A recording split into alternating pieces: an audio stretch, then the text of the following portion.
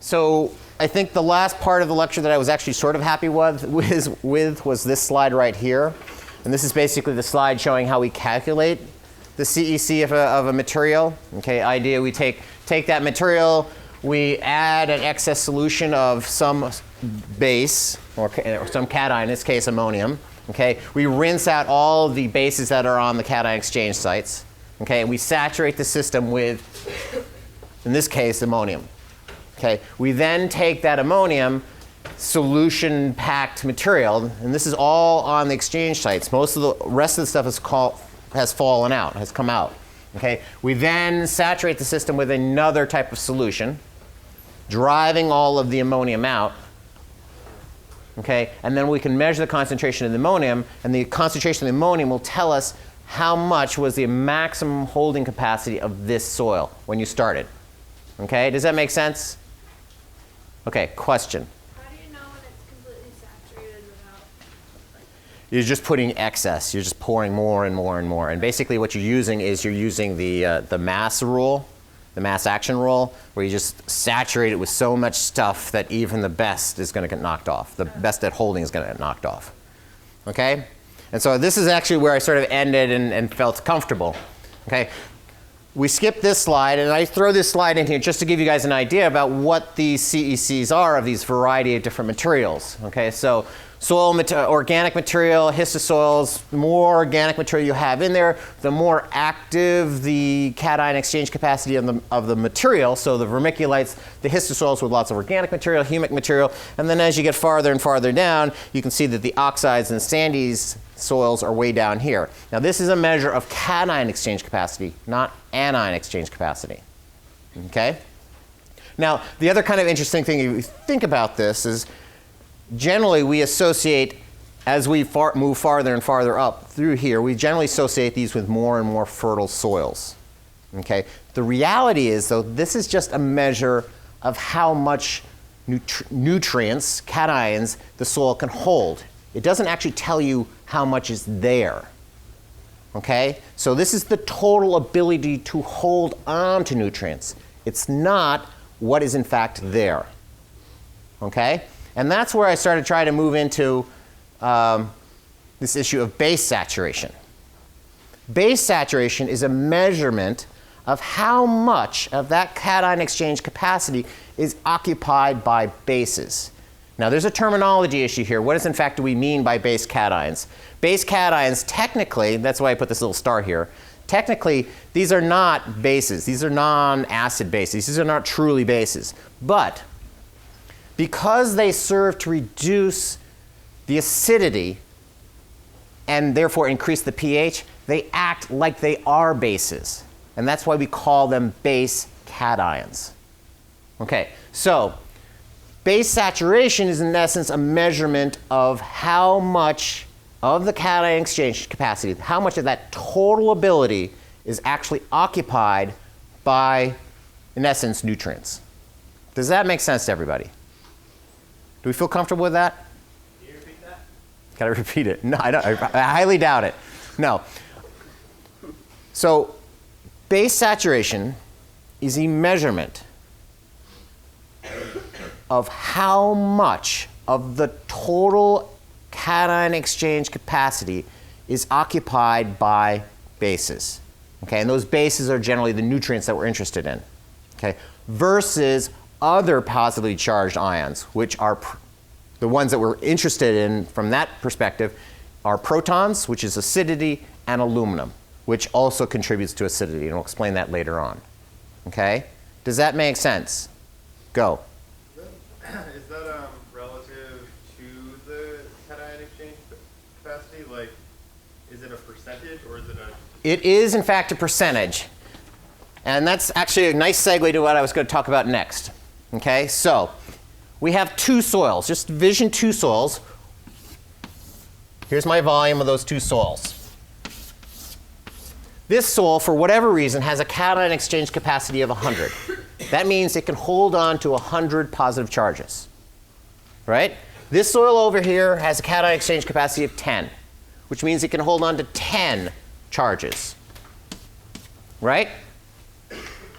this is only a measurement of their CEC. It doesn't actually tell you how much positive charges of bases are there.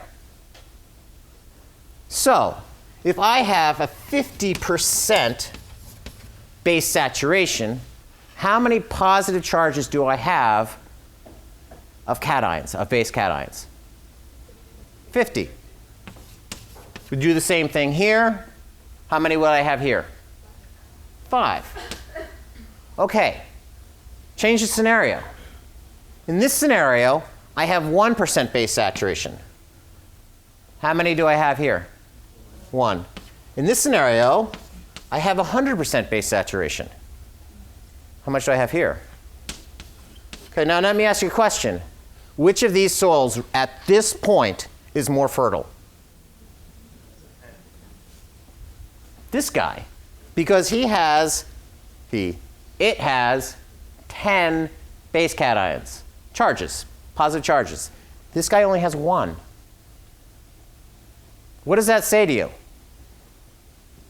What are the implications of this? As a grower, as a waste management person, what's the implications of this? Nutrient availability. So if I'm a farmer and I have this as my soil, it tells me that I need to be a lot more careful about how I'm going to be managing my soils, because I can make my soils fairly fertile, but I have to be very good at managing. This person over here, he can hang out for a long time without having to worry about, potentially worrying about the loss of nutrients. But if you manage it correctly, this soil can in fact be more fertile than that one. Now this one generally is more naturally fertile than this one, but it doesn't necessarily mean it is more fertile. The fertility in this case has to do with the management. Does that make sense to everybody? Questions? No? Cool beans? All right.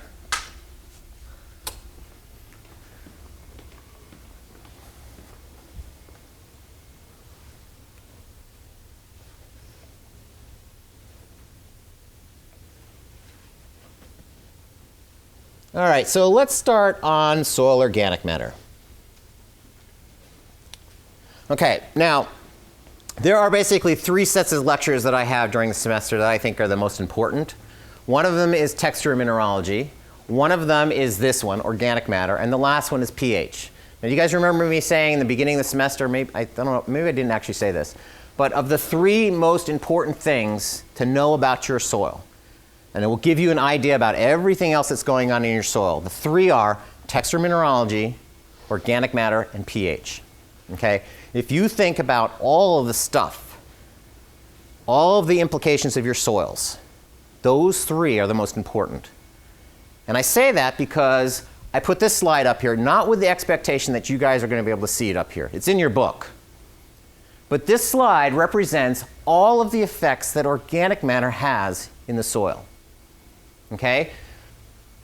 Any kind of material that's organic that gets into your soils basically has a number of effects. There's 3 primary effects with all of these basically spinning off of it. The first of those primary effects is, if added to soil, it protects the soil surface from soil energy and raindrops. Basically, it helps climate control. Secondary effect, coarse organic particles basically help structure and texture of the soils, not texture, creates the structure of the soil, which means it helps with water infiltration and water storage. Third one is basically it acts as a food source. It is a nutrient source for your soils. So, climate control, water control, and nutrients control. Now, if you guys can think of a number, there are plenty of other things that go on in the soil. But from most management perspectives, what are the biggest things that you're concerned about? Climate control, water, and nutrients. Okay? That's why this is important. That's why one of these 3 lectures are so important, because each one of those basically helps control each one of these things. Okay? So, if we're going to talk about organic matter, we should just basically get a big overview, a general overview of the global carbon cycle. We're going to be talking about this pool, but each one of these boxes basically represents a pool of carbon, with the arrows being the fluxes, the exchange of carbon between those pools. Okay? The largest pool is basically the carbonatic rocks, or the sediment that's basically in the planet. Okay? From there, you're basically looking at the oceans. Okay? The next largest pool is fossil fuel type of material. The next is soil. It is a large component of this cycle. Now, there's a couple other pools here, the atmospheric and the vegetation. Those are fairly large pools. The interesting thing is, if you look at where the fluxes are, most of the fluxes are actually between these pools up here. So that's where most of the global change of the cycle is. Okay, yes, there is some exchange between the ocean and the atmosphere, but a lot of that flux is happening up here. Okay, we're going to be talking about this pool for the next 3 lectures. Okay, so what is organic matter? Well, you all probably heard, 99% of our bodies, 98% of our bodies is water. Well, we're going to be talking more about organic material associated with plants, okay? But it's still a fairly large percentage of that organism, or that material. 75% of it is water, okay? 25% of that we consider dry matter, okay? That dry matter is broken up into a lot of different components, and we're going to be talking about some of those actually, we're going to be talking about all these components over the next couple of days. The other interesting thing is, if you think about these components, the building blocks of these components are predominantly carbon and oxygen, hydrogen, and then a lot of other stuff. That's that ash. Okay, nitrogen, for example. Soil organic matter in mineral soils, and these are not organic soils, in mineral soils, soil organic matter is generally between 2 and 5%, okay, by weight. And it does depend upon the management. The more our agricultural practices, the more disturbance that you put in the soil, generally the lower that number is, okay? But that's not always the case. And generally, the least disturbance, the less disturbance you do to it, the more organic matter you have in it. But again, that's not always the case, okay? The organic matter profoundly is affected by the soil properties, what is going on in the soil, and also how we're managing it. Its elemental composition, as I just said, is basically carbon, hydrogen, and oxygen, but it has a number of other ash contents in them. Okay.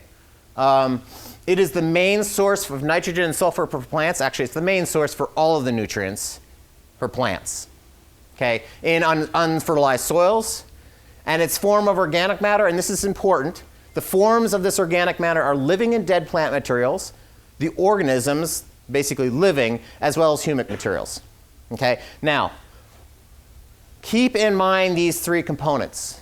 Okay, because part of the lecture today is actually going to be challenging or changing or maybe introducing some new concepts. We're changing the paradigm of soil organic matter has changed dramatically in the last 5 years. So when I gave this lecture, when I started giving this type of lecture 9 years ago, the lecture that I gave is very different than it is today. Now, why are we talking about it again? This is why.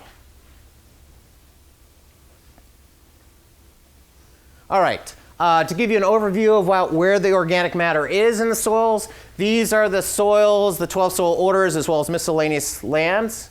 Okay? If you think about the amount of organic carbon, do you guys remember me talking earlier about, I showed a table, I think I showed you guys this table, something similar to this, and I basically said, this is the distribution of orders across the world.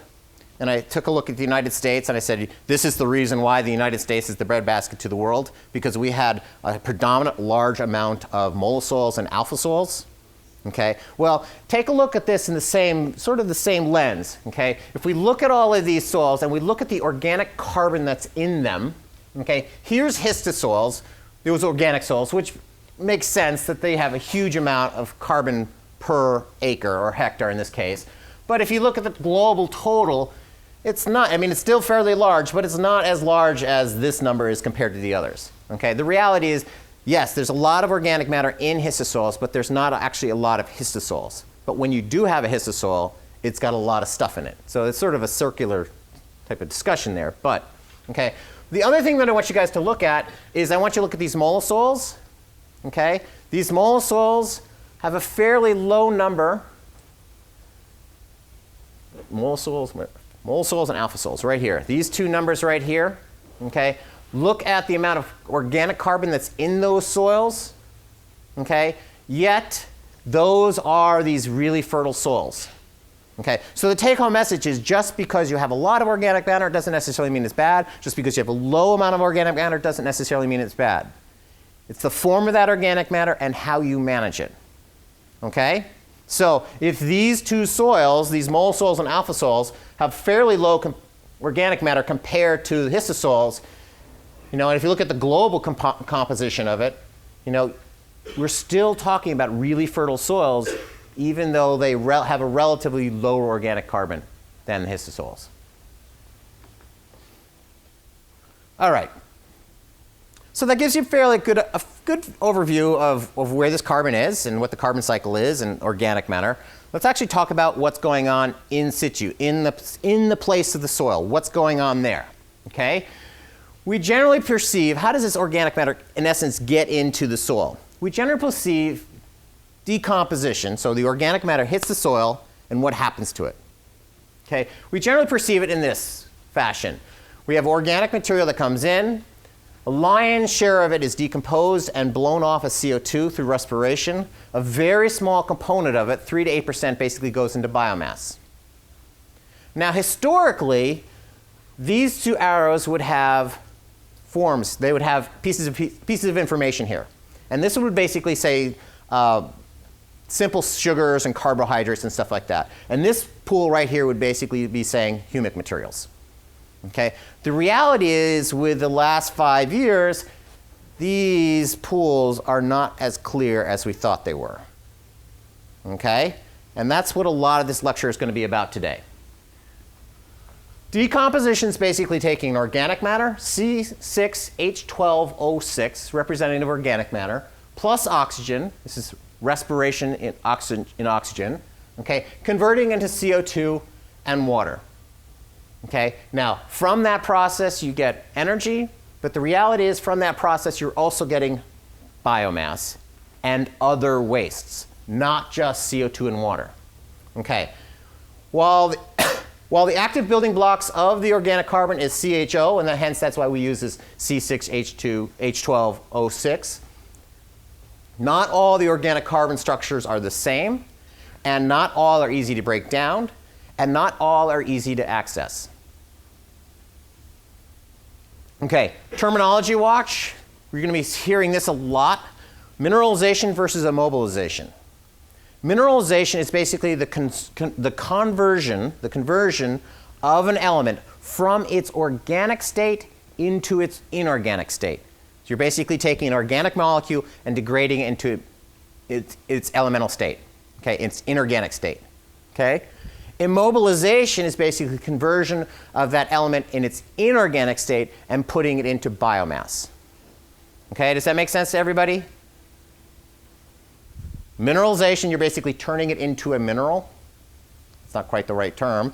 Immobilization, you're basically immobilizing it into biomass. Question? What is biomass? Biomass is your body, okay, tissue of some sort, whether it's plant or animal. Okay? Questions so far? Cool. That tissue, that biomass, has a lot of different structures. And each one of these structures basically represent a different type of compound. Okay? Each one of these compounds have different structural arrangements of the carbon, hydrogen, and oxygen and the ash content. Some of them are nice ring structures. Some of them are simple linear carbon lines. Some of them are multiple ring structures. Okay? Important point here is when we start talking about decomposition, you're talking about a lot of different types of things being decomposed. Okay? Now I threw this slide in here. These basically, this is this molecule right here. Okay? These molecules are not in fact the same. The carbon ring structures are the same, but the bonding angle of this oxygen between them are totally different. Now, why do I say this? For this molecule or that molecule to be decomposed, the organism that's doing the decomposition needs to have certain types of proteins. Okay? The protein that is required for this bind is very different than the protein that has to deal with that. Okay? Which means the organism, if they're going to decompose these, you either have two different organisms that each have their own individual protein, or you have one organism that has both of the proteins. Now, why is that significant? Why do you think this is significant? You might have access to certain organic matter and not have access to other organic matter. One very good reason is if this is what the plants are making and this is not, the organism that only has the protein for this and doesn't have the protein for this decomposition, this guy is out of luck. So the nature of the material is going to affect the distribution of the organisms doing the decomposition. Reason number one. Any other reasons?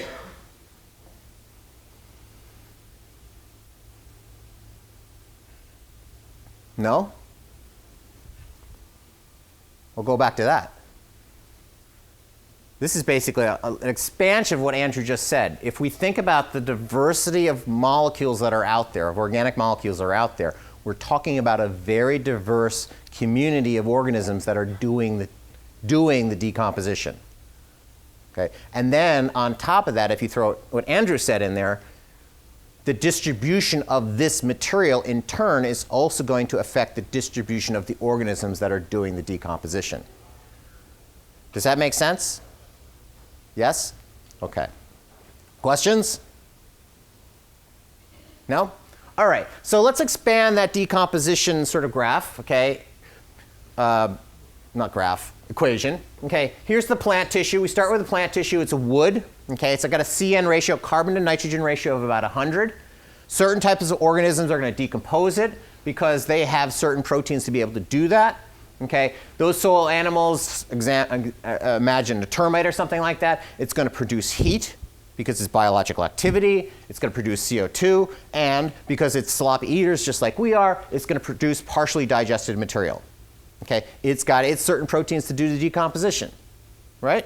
Okay, this partially decomposed material is then going to be taken on by other organisms, bacteria or fungi, who are also going to produce heat, okay, and produce CO2 as well as biomass and energy, okay, and they're going to produce a secondary byproduct, in this case a humic, basically a reduced material, okay.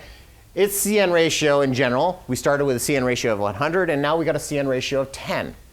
Okay, so in the decomposition process, they're not just getting heat, they're not just producing heat and releasing CO2 and biomass, but they're also changing the nature of the molecule that you started with. Okay? All right. In respiration, if it's aerobic, you basically take that carbohydrate or whatever that organic molecule is with water, CO2 production, and energy. Fermentation, I'm taking the same organic material, but I'm doing it without oxygen. My byproducts are very different. So, here's another thing we need to think about. Okay, not only do I have to think about what type of organism is doing the decomposition and what type of organic matter I'm decomposing, but I also have to think about what type of environment the decomposition is occurring in. All three of those things are now going to affect the process of decomposition and the products of decomposition, right? Okay, now, in general, the rate of CO2 evolution, or the release of that CO2, is basically a measurement of microbial activity. The more CO2 I have, the assumption is the more microbial activity I have. Does that make sense? Okay, either that or I've got one really big organism. Okay? Now, the effects of that respiration, I'm going to raise the CO2 in the soil air by up to 10 to 1,000 times. Now, we talked about this earlier. Remember we said the soil atmosphere versus the atmosphere above the ground? Because of respiration, CO2 levels in the soil atmosphere are going to be elevated. The CO2 increase in the atmosphere in the presence of water is going to actually create carbonic acid. which in essence is going to be lowering the soil pH. Another environmental effect. That in turn can affect decomposition rates. Finally, because I'm lowering the oxygen rate, or the oxygen rate, I'm lowering the oxygen content, I may in fact be forcing from my initial decomposition from here to here. So I might in fact have temporal variations, not just spatial variations. Depending upon when this happens, initial stages might be in the presence of oxygen, latter stages may not. So there is a temporal framework here as well. Okay, questions? We cool so far? Okay. This all comes down to a graph. This is actually straight out of your book, a graph that looks something like this. Okay, let's start with the top graph. Basically, we're looking at time and amounts. Okay, on the top graph, we're basically looking at CO2. Okay, and we're using CO2 evolution as it goes up to basically represent microbial population. You might be saying this before.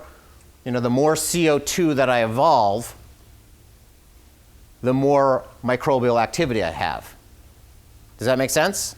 So, oops, wrong way. If we think about it this way, as this material decomposes, this is a point right here where I add fresh material. Okay. As the material decomposes, what am I going to do? My organisms are going to start respiring because they're starting to eat stuff up. And if they're respiring, they're going to start breeding. Okay? And my population is going to build up. And if my population builds up, my CO2 is also going to be building up. So we're basically seeing right here an increase in activity and an increase in microbial community. Now, somewhere down the line, that organic matter is going to start running out. If they don't have the food stock, what's going to happen? They're going to start dying and they're going to start slowing down. And what happens to the CO2 levels? They start coming right back down. Does that make sense to everybody? Okay, now let's put the feedstock in. Okay, here's that initial stage. Okay, we put some sort of new food in. Okay, now at that initial stage, we do in fact have organic matter in the soil already. Okay, now we'll talk about why this stuff is still here, but there is some there initially. I put in new fresh material. Okay, my population starts to increase and my food stock starts to decrease. Okay? As that population increases and more and more and more, my food stock starts decreasing. Okay? Now, ultimately, somewhere down the line, these lines are basically going to come in conjunction with each other, where I see a flat line here and basically a flat line here. Okay, does that make sense? Okay, now, let's go back to this initial stuff that was here already. Well, what happens to that? Well, someplace in here, my population gets so large, and they don't want to die, so they're going to find alternate food stocks. Okay? And as a result, what happens is my initial material actually has a drop. Okay? This drop is called the priming effect. It has to do, we don't know why, this is a problematic effect, and I'll talk about that in a moment. Okay? But somewhere in here, as this food starts dropping, this population is increasing. They're going to find other sources of food. And so as a result, they start dropping this. Now, as they eat, there are byproducts. And those byproducts are basically going to be, and nothing's going to eat them, potentially. It's actually not true, but think about it this way. As in, I have a byproduct, what's going to happen to it? It's going to start building up. Think about when we eat stuff. We eat stuff, but we also have waste, and that waste builds up as we eat more stuff, right? Okay, something else will eat that waste, but in this scenario, just imagine it's building up. So as a result, what's going to happen is, here's my initial level of organic material, but because of all the waste buildup, I actually have more. Okay, it's built up. Now, somewhere down the line, if I added another food stock right here, this scenario would continue itself. It would just another similar scenario where I see an increase in the population, I see a decrease in the food stock, I see a priming effect, and then I see an ultimate accumulation of new organic material, waste material. Go. Is the extra soil humus at the end due to like the dying off? Well, this material could in fact, and this is important, remember me saying organic material is a number of different things. This material in fact could be these guys dying. Because when they die, they're organic material, right? So they in fact could be part of this material. Now, old terminology, we basically called this all the same stuff. This was humic material. The reality is that the new information, this stuff is in fact not all humic material. In fact, a very small percentage of this is humic material. A larger percentage of this stuff is a mix of other types of materials, and we're going to talk about that next. Okay, questions? For the priming effect, is that primarily a chemical priming or is it biological? So the question was, that priming effect, is it a chemical or a biological effect? The understanding is that it's primarily a biological effect because we're looking at an increase in population and they're looking for alternate food sources. Okay? Now, the reality is that because of this change in idea about what this humic material is, in fact, that this is probably not complete humic material. In fact, a very small component of this is in fact humic material, and most of this is all different types of carbohydrates and sugars and things like that. The reality is we have to rethink what this priming effect really means.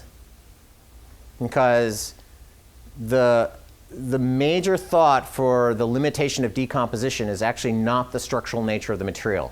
It actually has to do with availability, location. Okay? And if we're building up this population, that population potentially can move.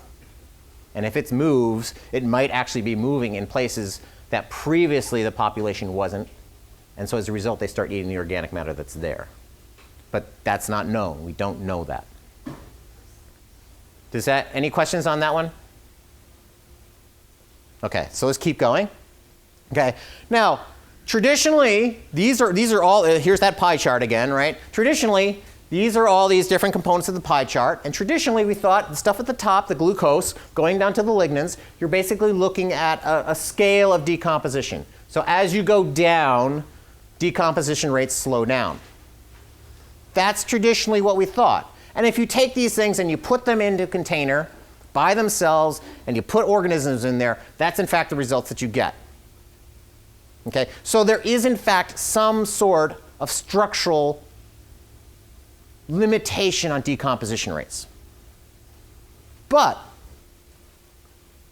if we actually put this stuff in the ground, now this is out of Nature. Okay, this is a very recent article. If we put this stuff into the ground, every one of these are the chemical compound classes that we basically just looked at. Okay, that's these right here. Okay?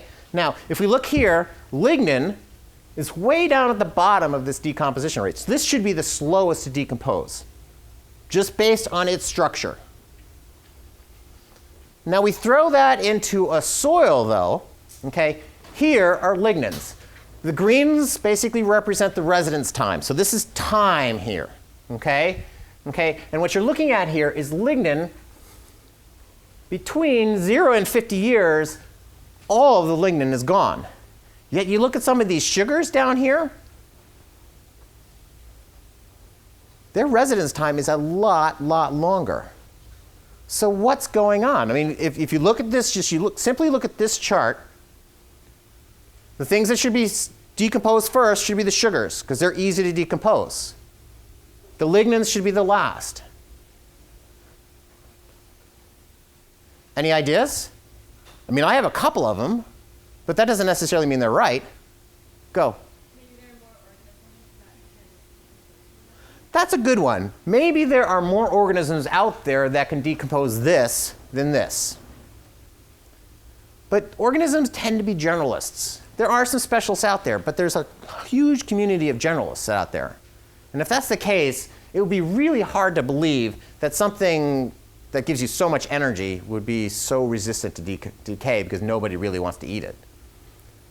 Another idea, and this we don't have any information here, is potentially these molecules are more easily moved in the soil. And so as a result, they move to locations that are not necessarily available to the general population. Okay, remember me saying location. Okay, this really is, when we start looking at decomposition, it really seems to be a case of location, location, location. Okay? Let's skip this. All right, so let's get to the meat of this lecture. What, in fact, are the factors that are in controlling organic matter decay? Because those factors are the factors that are driving the distribution of this organic matter and how much and what kind. It appears that the primary reason we're looking at decay, the primary controlling factor of decomposition is biotic and abiotic ecosystems properties, the nature of those. So biotic, biological, as well as non-biological ecosystem arrangements. And in order, probably, we're not sure at this point, probably of importance, the first one is placement. The second one is size and surface area. The third is carbon-nitrogen ratios, sort of a pseudo-replication of basically litter quality. These are fairly similar to each other. Let's start with placement. If we start thinking about placement, when we start talking about placement, what in fact do we mean? Well, if you start thinking about decomposition, you certainly have to think about the compounds, the nature of the compounds, and their presence. So if decomposition is dependent for a single organism to do the decomposition, you certainly can imagine that depending upon what their nutritional needs are, they might in fact have to have multiple kinds of compounds to do the decomposition. Or you certainly would have to have certain types of organisms in the same location to do the decomposition. Go back to this scenario right here. Oops, where was it? Where is that scenario? Go back to this scenario right here. I have one organism doing part of the decomposition and another organism doing another part of the decomposition. Okay? This organism can't decompose that stuff, and this organism can't decompose this stuff. So I need to have either the right kinds of tissue to be decomposed, or I need to have the right combination of organisms to do the decomposition.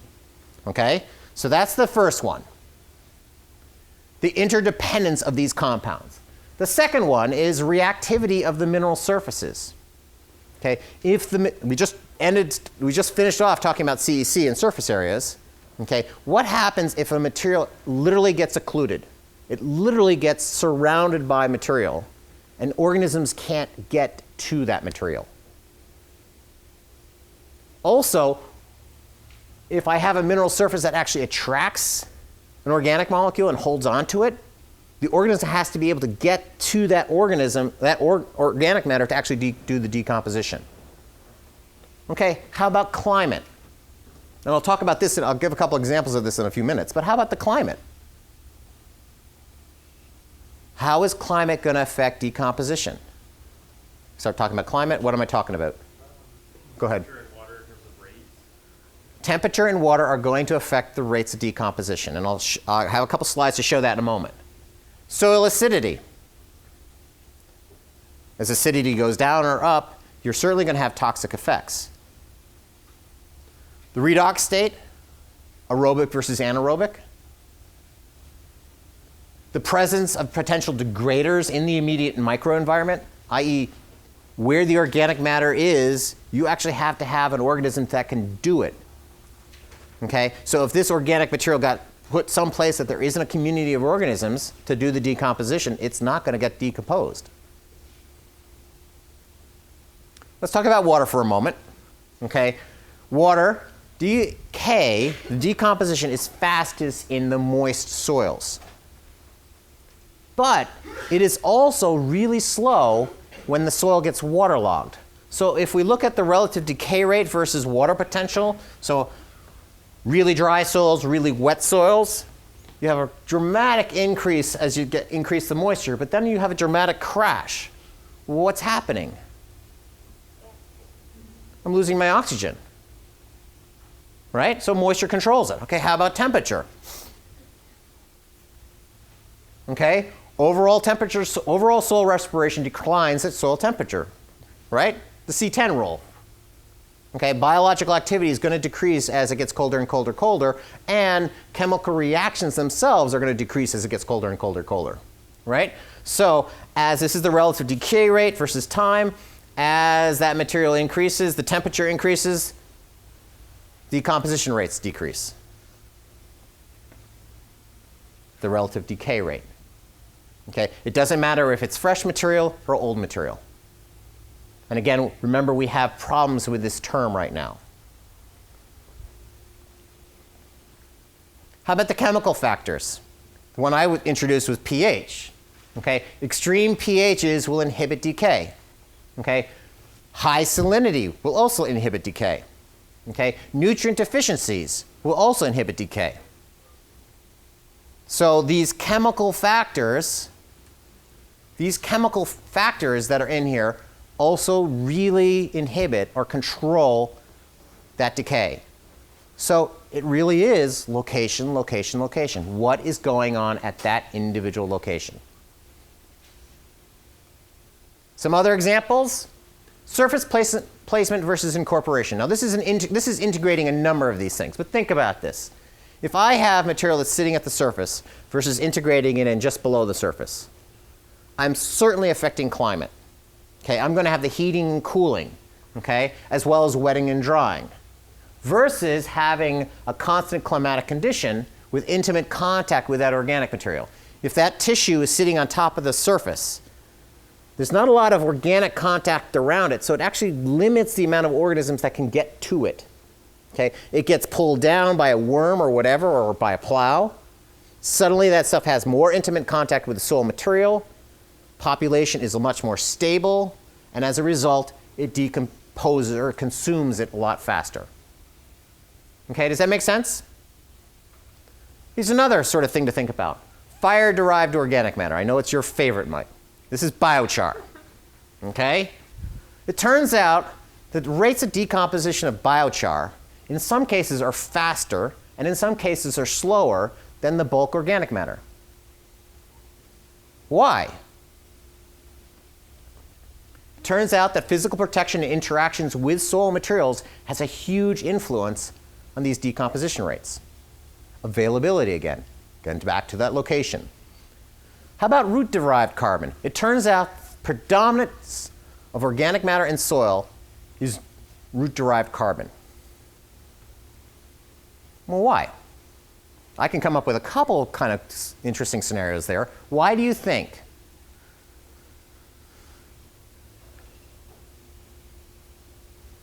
Any thoughts? Well, is the root-derived stuff just basically less decomposable? Maybe. I mean, it certainly has different structural, so there certainly would be that argument. But again, it comes back to location. Where are most of the nutrients associated with in the soil? The surfaces. Okay? Where is most of the fresh material coming in that are not root-derived? The surfaces. So what's going to be decomposed first? The stuff that's at the surface, higher populations. Again, a location type of thing. All right, let's keep going. How about physical discontinuity, disconnection? Where it is. Microorganisms occupy less than 1% of the soil volume. What happens if they're not where the tissue is? Okay, spatial and temporal diverse habitats. In essence, I'm fragmenting the habitats, and these habitats are not necessarily connected to each other. Okay? Certainly you can imagine the temporal issue of oxygen. Okay? We just talked about that one. As organisms start to decompose, the CO2 basically builds up and the oxygen is reduced. Okay, there's a temporal disconnection. Spatial disconnection, I plow something in, or the roots shed at a different location and I don't have the population. At that location, I'm not going to get the decomposition. Okay, how about deep soil carbon?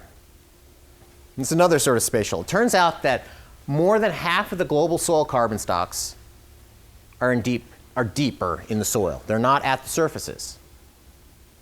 Okay, so if the readily available nitrogen and everything like that is at the surfaces, and it's not down here, I'm going to be limiting decomposition rates.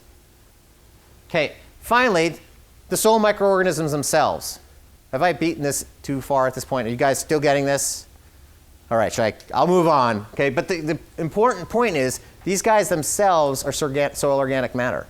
They are organic matter. And you can certainly imagine the community dynamics of this population is going to affect where that distribution of organic matter is. Okay? Cool? Questions? Go. How deep is deep? How deep is deep? And I was hoping somebody was not going to ask that. Okay? Deep in some sense is basically the second meter, but in some senses is the second foot. I think what they basically mean, the deep soils, they're basically talking about the component of the soil that is no longer interacted by surface organic matter distributions. Okay, so basically the rooting depth. Okay, but that's the rooting depth of the nutrient roots, not the tap roots. Okay, so, but in general, you're looking at 1 meter versus 1 meter or 1 foot versus 1 foot. Go. You say placement is really important, but like we usually see the organic matter like the top layer. Is there still organic matter that's not visible like throughout the whole soil? Throughout the whole soil, yeah. But as you go deeper and deeper, you tend to have less and less. But again, I mean, you go look at this, but still, as you go deeper and deeper, more than half of it's down below in these deeper layers. I think the real issue here is the population, the distribution of the organisms that are doing the decomposition versus the distribution of the material that they're doing the decomposition of, okay, and where that material is, okay. Now, it could be a temporal spatial break. It could be a longitudinal one where you're literally looking at a space change.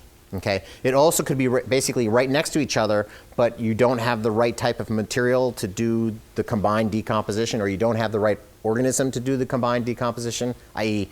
the woody material moving down through the decomposed woody material and so on. That first slide that I showed, that one slide I showed. Okay. So it's, you know, even though you're at the surface, doesn't necessarily mean that you are going to be decomposed. Okay. And then you have the products of that decomposition as well. The reality, no, I don't have that slide up just yet. Okay. The numbers that we're looking at, when you look at this soil pool, I'll go back to this one.